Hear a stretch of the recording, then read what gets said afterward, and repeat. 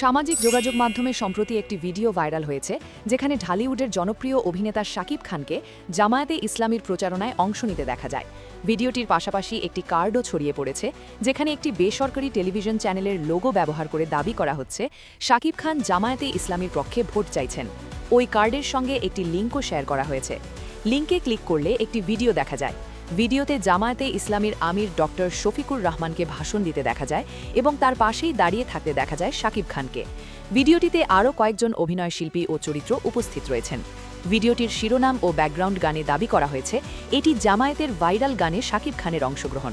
তবে ভিডিওটি পর্যবেক্ষণ করে জানা গেছে এটি সম্পূর্ণভাবে কৃত্রিম বুদ্ধিমত্তা প্রযুক্তি ব্যবহার করে তৈরি একটি ভুয়া ভিডিও।